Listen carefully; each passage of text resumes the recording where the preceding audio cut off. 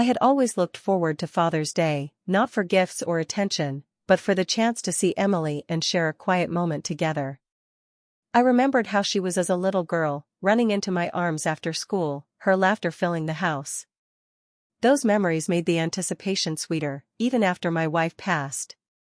I thought this year would be special. I spent the morning baking a pie, carefully measuring every ingredient, hoping it would remind Emily of home. I dressed neatly in my favorite shirt, feeling a mix of excitement and nervousness. My hands trembled slightly, not from age, but from hope. I parked outside her new apartment in Manhattan, looking at the building that I knew she had worked hard to get into. I took a deep breath and pressed the buzzer. For a moment, there was no answer. Then, I heard her voice, sharp and unfamiliar. "What do you want?" she asked. Her tone froze me in place. It wasn't just surprise, it was pain cutting deep. I tried to smile through it. "Happy Father's Day, Emily. I brought your favorite pie," I said gently. The silence that followed was suffocating. Then the words hit me like a cold wave, "You're not welcome here." I froze, unable to respond. I looked through the peephole, hoping I had misheard. But no, her face was stern, almost proud in her conviction. My own daughter, the one I had raised, the one I had loved more than anything, was telling me I didn't belong in her life. The pain was immediate and sharp, a weight I couldn't lift. My heart ached in ways I hadn't known possible. I stood there, holding the pie like a fragile shield against the world. People walked by, oblivious to the storm that had just shattered me. I wanted to call out, to beg, to explain myself, but something inside told me to stay still, to not break down where she could see. Walking back to my car, the city felt colder, louder, and emptier than it had minutes before. Every step echoed in my chest, reminding me that the woman I had loved and nurtured could hurt me so easily. I remembered the quiet nights I spent comforting her, the sacrifices I had made so she could succeed, the endless patience I had given her when she tested boundaries. And yet, here I was, turned away by my own child. It was in that silence, that raw, unfiltered pain, that a thought began to form. I didn't yet know how, or when, but I knew I wouldn't let this betrayal define me. I would find a way to heal, to reclaim my dignity, and to show, not through anger, but through strength, that love and respect cannot be forced. The seed of something larger, a quiet, firm resolve, had been planted that day, alongside the shattered pieces of my heart. After that heartbreaking Father's Day, I found myself lost in memories of raising Emily. Losing her mother when she was only 7 had been the hardest moment of my life.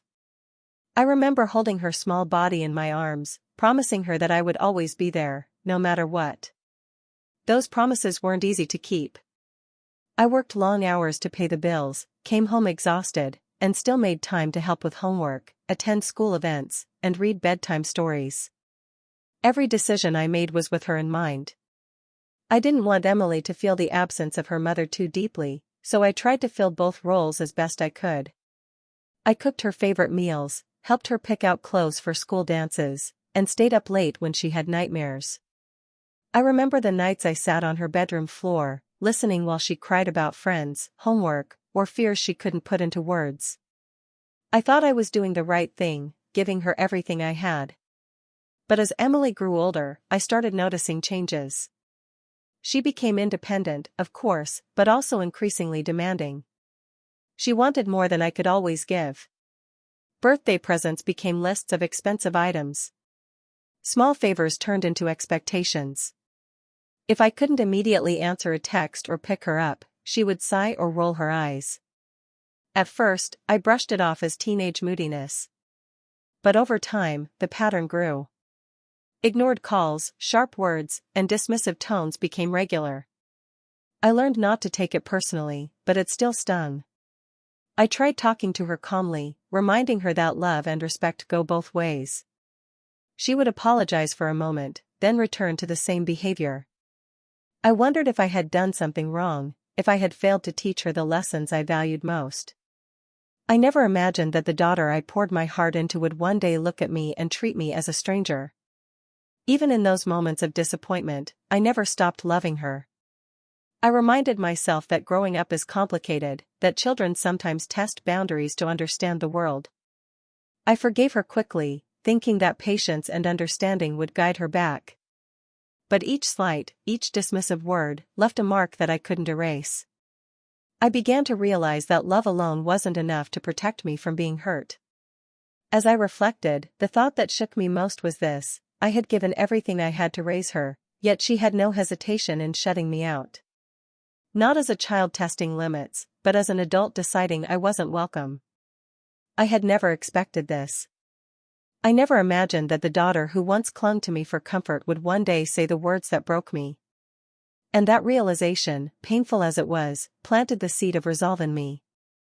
I knew I couldn't undo the past, but I could control what came next. How I responded to her coldness, to the disrespect I had endured, would define me. After that terrible Father's Day, I couldn't stop thinking about what Emily had said. I kept replaying her words in my mind, trying to understand how my own daughter could shut me out so completely. The next day, I picked up the phone and called her. The first time, she didn't answer. I left a gentle voicemail, trying to sound calm. "Emily, I just want to talk. I love you, and I want to understand." Hours later, I tried again. This time, she picked up. The sound of her voice, once warm and familiar, was now sharp and distant. "Dad, I told you, I don't want you here," she said. I felt a lump form in my throat. "Emily, please, I just want to know why." "I brought a pie. I wanted to spend a little time with you," I said, my voice trembling. Her tone didn't soften. "I have my own life now. You don't get to decide anything anymore." "Stop calling," she snapped before hanging up. I stared at the phone in disbelief. I called again, hoping maybe she had regretted it, but each attempt ended the same way: cold, harsh words, or silence. By evening, I was sitting alone in my apartment, staring at the empty walls, trying to hold back tears. The betrayal felt unbearable. Every loving memory, every sacrifice I had made for her, seemed meaningless in that moment. I couldn't understand how someone you raised with love could reject you so completely. It wasn't just hurt, it was humiliation, like my place in her life didn't matter at all. I realized I couldn't carry this alone, so I called my best friend, Linda. She had known me for over 30 years and had watched me raise Emily from a baby. I poured out everything to her: the rejection, the cruel words, the heartbreak. "She shut me out, Linda. She doesn't want me in her life." "I don't know what I did wrong," I said, my voice cracking. Linda listened quietly, letting me speak without interruption. Then she said something I wasn't expecting. "Michael, I know it hurts, but this isn't about you being a bad father. Emily is making choices, and you can't control them. You have to protect your heart. You don't need to forgive her right now, or ever, if it means losing your dignity." Her words hit me. I realized that I had spent so long trying to fix things, to keep the connection alive, that I hadn't thought about what I deserved. I could feel the anger and pain still burning inside me, but I also felt something else: clarity. For the first time since that awful day, I understood that my response mattered more than her rejection. Linda reminded me that boundaries weren't about punishment, they were about self-respect. I could love Emily without letting her disrespect destroy me. And in that moment, I decided I wouldn't beg or plead. I wouldn't let her behavior define my life. I would find a way to heal, and maybe, one day, she would see what she had lost. A few days after the confrontation, I began thinking more deeply about why Emily had shut me out. At first, I blamed myself entirely, wondering if I had done something wrong or failed as a father. But then, little pieces of the puzzle started falling into place. Over the years, I had supported her in many ways, but I hadn't always agreed to everything she wanted. I hadn't poured money into her career choices or made certain sacrifices she expected. I realized that part of her anger wasn't just about Father's Day, it was a deeper resentment she had been carrying for years. The more I thought about it, the more I noticed the subtle signs of influence from Jason, her husband. I remembered the way Emily's attitude had changed shortly after they married. She had started dismissing my advice, ignoring my calls, and speaking in ways she never would have before. Conversations I overheard hinted that Jason had his own ideas about her father, ideas that painted me as distant, unhelpful, or even controlling. At first, I had tried to brush it off, thinking I was overreacting. But now it became clear that someone had been shaping Emily's perception of me, and that person was standing right beside her. The realization hit me hard. I felt a mix of anger and sorrow. Anger at Jason for manipulating my daughter, for turning love and respect into suspicion and resentment. Sorrow because Emily, the child I had raised with all my heart, had allowed those outside influences to cloud her view of me. The betrayal stung more deeply knowing it wasn't just her words, it was the way she had been guided to believe them. I spent long nights thinking about what to do. Confronting Emily or Jason directly felt wrong, it would only escalate tension and give them power over my emotions. I wanted a response, but not one that came from anger. I wanted something dignified, something that would show my worth without lowering myself to insults or arguments. I began to consider other ways to reclaim my space, my pride, and my peace.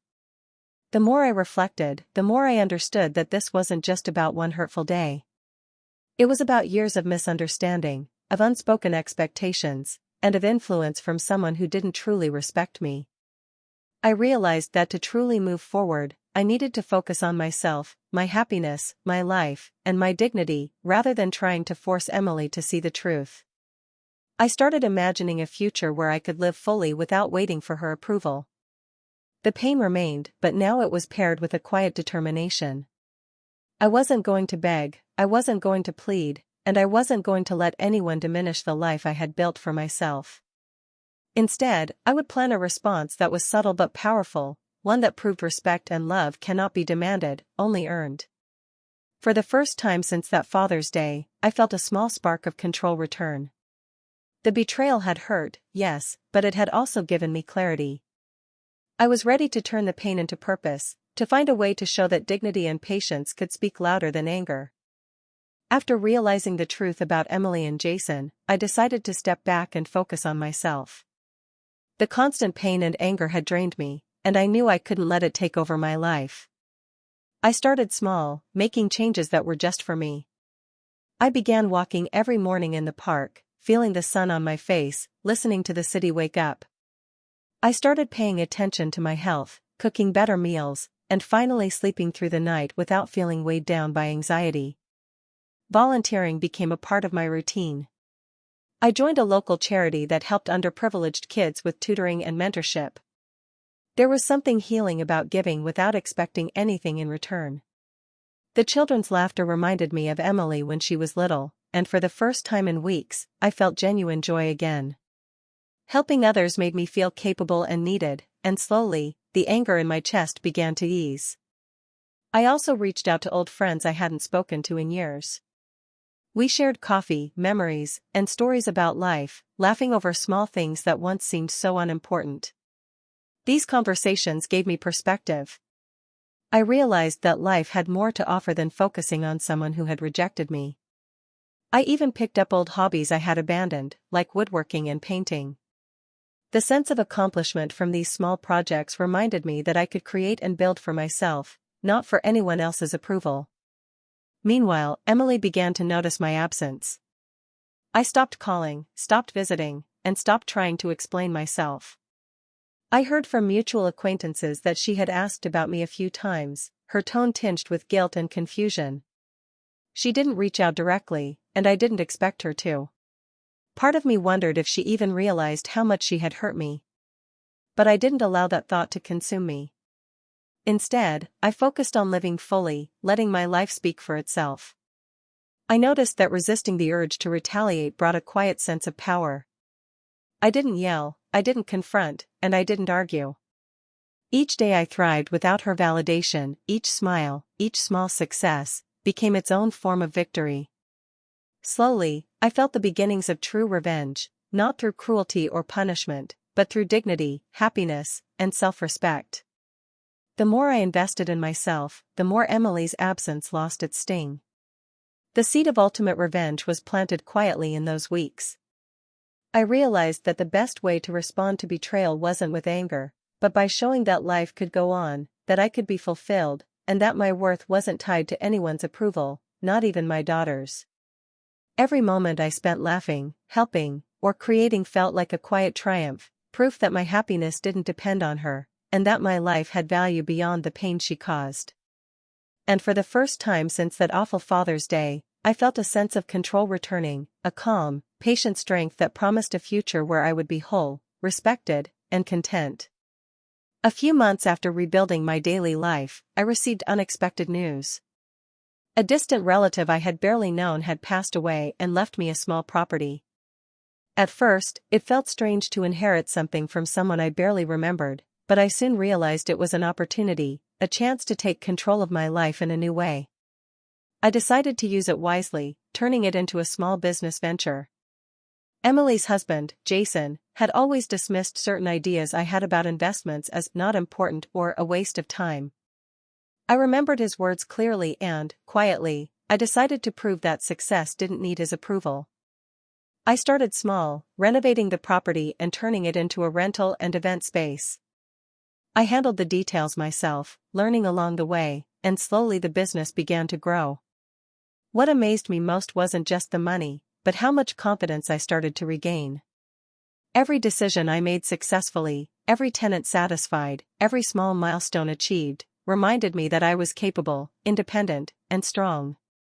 The anger and hurt from Emily's rejection started to fade, replaced by a quiet pride I hadn't felt in years. I was thriving without needing anyone's permission, without waiting for anyone to notice. Then, one afternoon, Emily and Jason appeared unexpectedly. They had stopped by, casually mentioning that they were in the neighborhood. I had no intention of greeting them with anything other than calm politeness. They expected to see me diminished, perhaps desperate to make amends or humbled by the past. I greeted them warmly, smiling and composed, showing no hint of the pain their actions had caused. Emily looked surprised. Jason's confident smirk faltered when he noticed the changes, my posture, my demeanor, the subtle aura of success. I gave them a brief tour of the property, explaining how I had invested in it, handled the renovations, and even booked events that were going well. I didn't brag, I simply shared the facts. Emily's eyes widened slightly, a mix of guilt and disbelief, while Jason's expression tightened, clearly uncomfortable. They hadn't expected me to succeed, not without their help, and certainly not without reacting emotionally. I remained calm and polite, showing that the life I had built was mine, and no one could take it away. As they left, I felt a quiet sense of triumph. I hadn't needed to argue, yell, or confront them. My success spoke for itself.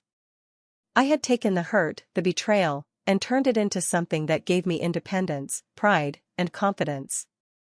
For the first time in a long time, I realized that the best response to being dismissed, rejected, or hurt was to thrive quietly, without anyone's approval, even my daughter's. In that moment, I understood the power of patience, dignity, and persistence.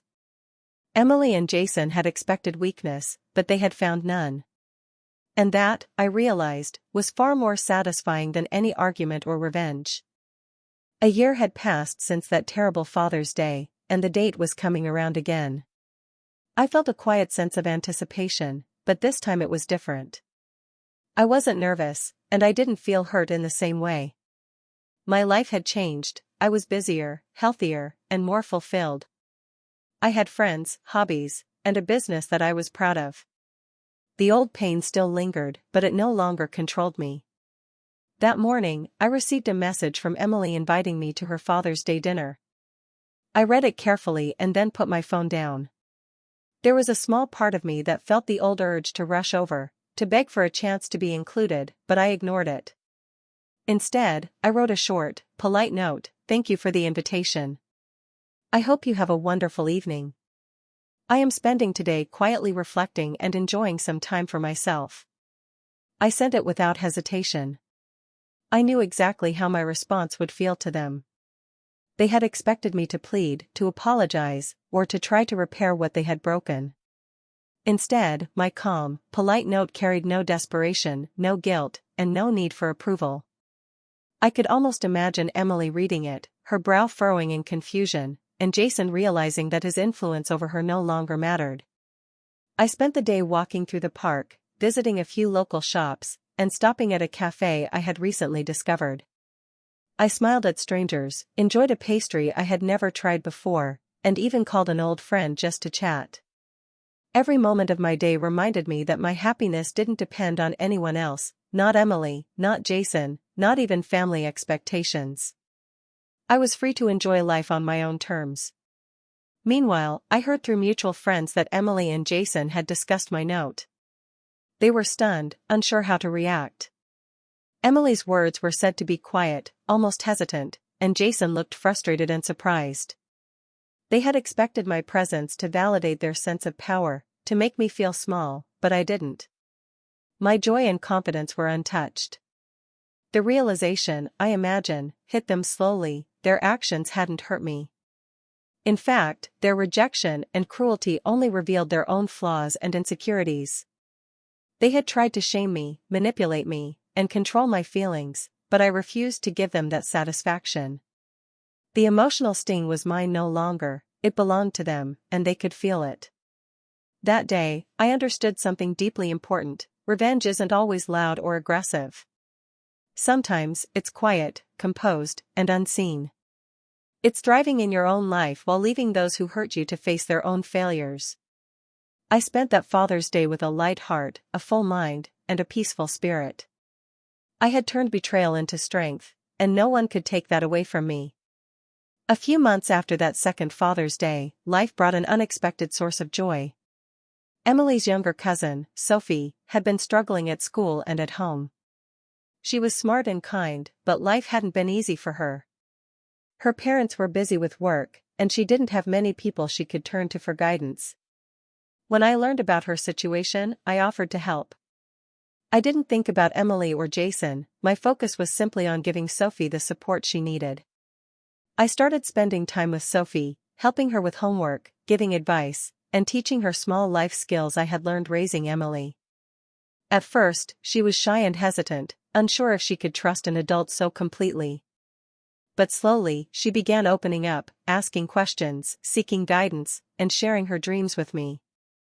I listened patiently, encouraging her to believe in herself, just as I had done with Emily when she was little.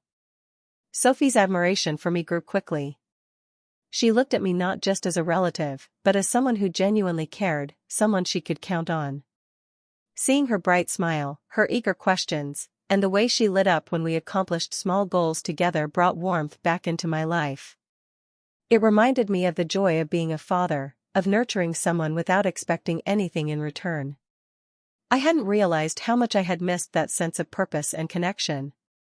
Emily began noticing the bond between Sophie and me. At first, she commented casually, but over time, I could sense regret in her tone. She saw the way Sophie looked at me, the way she depended on my guidance and encouragement. I could tell that Emily understood, maybe for the first time, what she had lost by shutting me out. But I didn't confront her, and I didn't exploit her guilt. I had learned that true strength and dignity didn't come from forcing apologies or pointing out mistakes. Instead, I continued to live fully. My days were filled with laughter, learning, and purpose. Sophie's progress and happiness reminded me of what it meant to make a positive impact on someone's life, and it gave me a new sense of fulfillment. Watching her thrive was a quiet reward, one that had nothing to do with Emily's recognition or approval. And yet, the subtle revenge was clear. Every time Emily saw us together, every smile, every shared success, she was reminded of her own choices, the coldness, the rejection, the moments she had taken me for granted. I didn't need to say a word to show her the consequences of her actions. My happiness, my calm, my fulfillment, and the love Sophie freely gave me spoke louder than any argument ever could. Through helping Sophie, I realized that life had a way of balancing itself.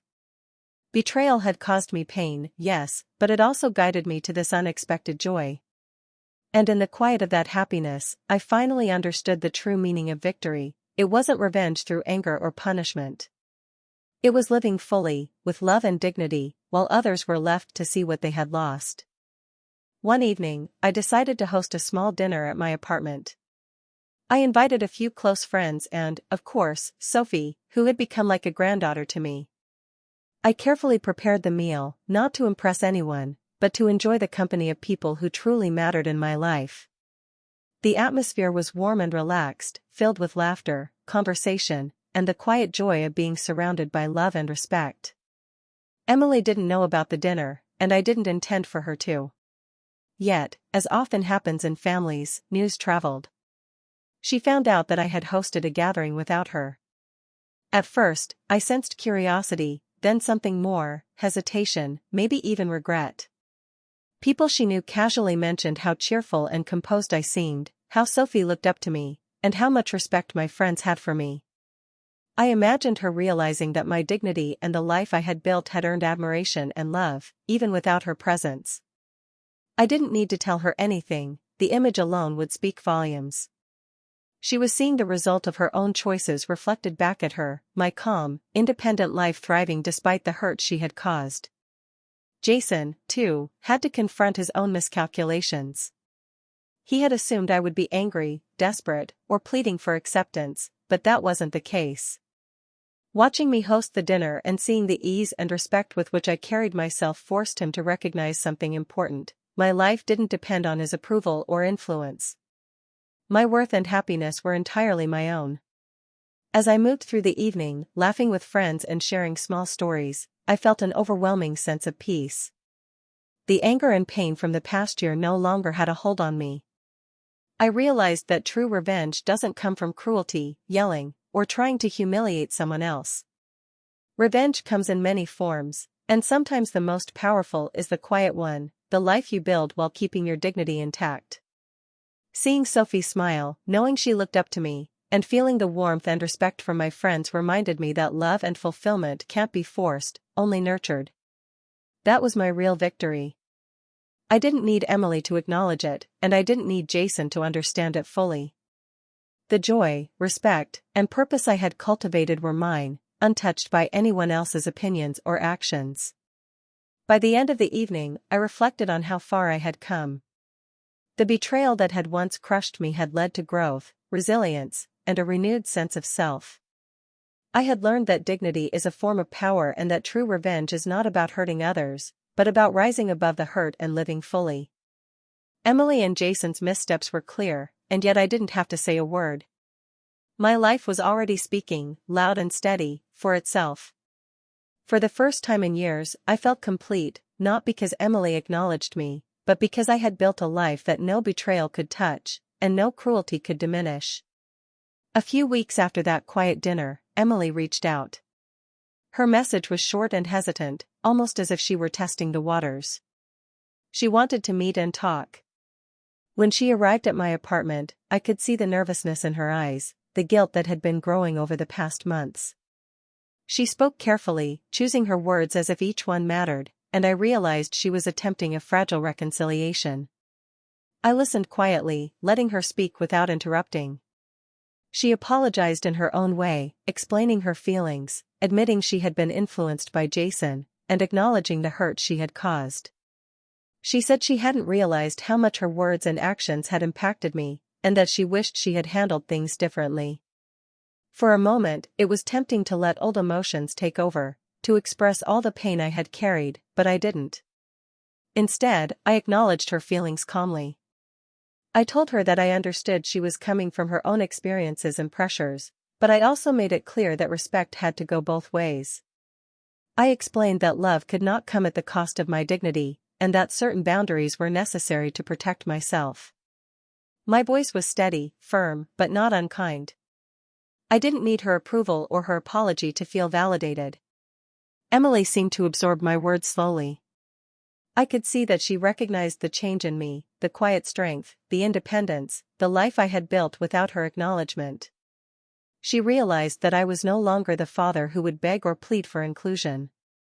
I was a man who had survived betrayal, endured pain, and risen stronger than before. As she left, there was a sense of closure in the air. I didn't feel the need to chase forgiveness or demand reconciliation. My life had already moved forward. I had built friendships, a successful business, and deep bonds with people who truly cared about me, like Sophie. I had nurtured my own happiness, and that fulfillment was enough. I stood by the window after she left, watching the city lights twinkle in the distance. For the first time in a long time, I felt completely at peace. I realized that being hurt by someone you love doesn't have to define your life. The betrayal had taught me lessons I would carry forever: patience, resilience, and the power of living with dignity. Smiling to myself, I felt a lightness in my heart that had been missing for years. The future ahead was mine to shape, filled with respect, peace, and self-worth. I had survived rejection, anger, and disappointment, and in doing so, I had discovered my true strength. I didn't need Emily's apology to feel complete. I had rebuilt my life stronger, wiser, and surrounded by those who genuinely loved me. And in that moment, I understood the greatest truth of all: happiness and respect are earned within, not given by others. With that thought, I walked into the future confidently, ready for whatever life had to offer, knowing that my dignity and self-worth would never again be compromised.